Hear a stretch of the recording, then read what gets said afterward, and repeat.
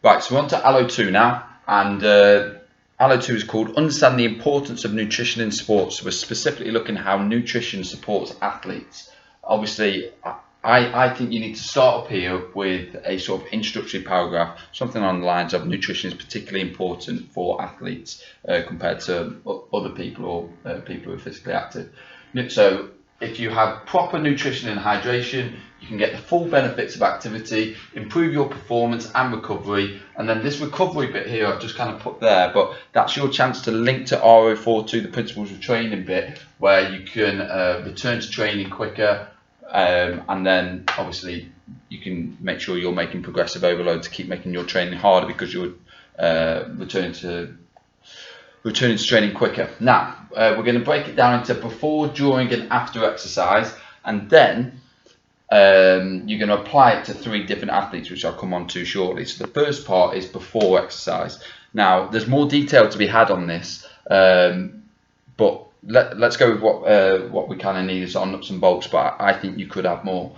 So pre-exercise meal, it should be a carbohydrate-filled meal 3 to 4 hours before exercise. Now, I think it's worth mentioning that for some people it'll be 4 hours, for some people it might be 3 hours, and it's almost about finding your kind of your perfect amount of time. You need to leave an amount of digestion time, so getting food close at less than 3 hours, less than 2 hours away from kickoff is not necessarily a good thing to do. Don't be getting spicy food because it might upset your stomach, and don't have fatty food. So again, it takes longer to digest that type of food.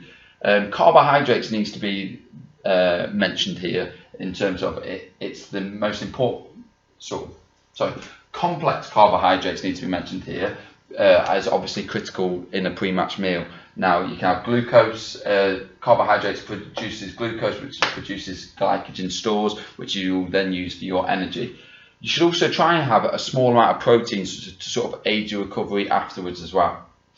Now, that's kind of the nuts and bolts of it, but actually the hydration is obviously important, that needs mentioning. And really, like, if you've got a game on the Saturday, you need to make sure that you're well hydrated on the Friday and you're getting some carbohydrates into your meal on the Friday. You're waking up Saturday morning and you're getting a good quality breakfast in your like porridge or something like that. So it's not just one meal and jobs are good. And I think that it builds up for a little while before. So I think if you typed into Google pre-football match or pre-workout meals or 48 hours before a game, what a professional footballer does, or rugby player, or whatever it may be, there's more to it than just having some pasta 3 hours before. So I think there's more to be said there.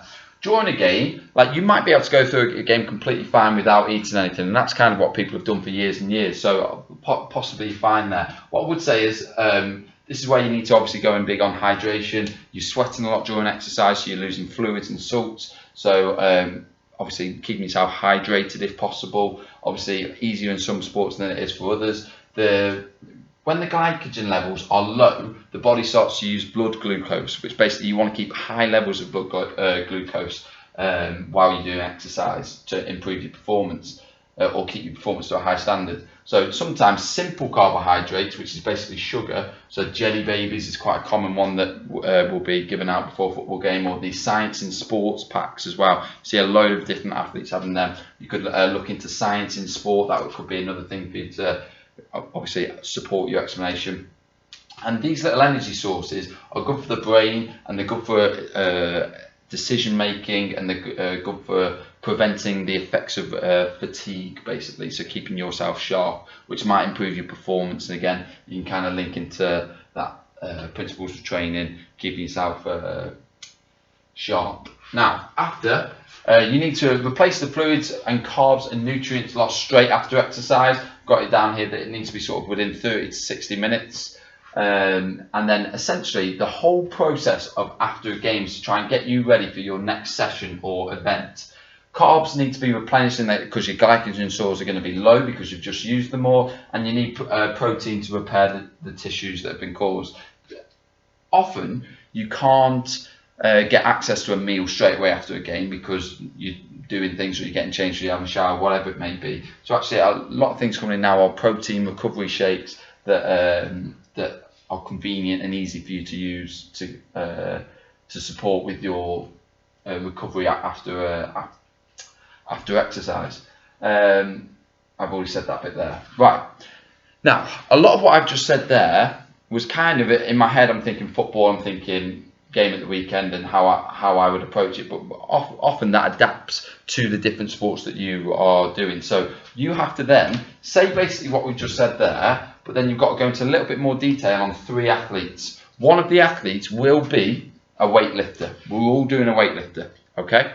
One of the athletes will be a marathon runner, a cyclist, a triathlon, something where it's an aerobic, long distance type athlete, and one of them will be an invasion sport. So it could be netball, hockey, basketball, football, rugby, whatever it may be. It needs to be that type of athlete. Now, these are 3 different types of athletes who would need 3 different types of plans for before, during, and after games. So you could set it out as a table, or just do an athlete, name them, weightlifter, and then say before, during, and after, and what the considerations are, and what foods that you would recommend with examples for each of them 3 athletes.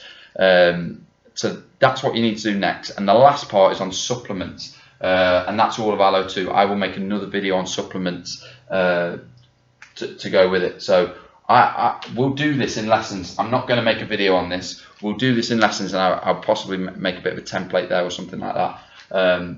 Yeah, we'll go with that.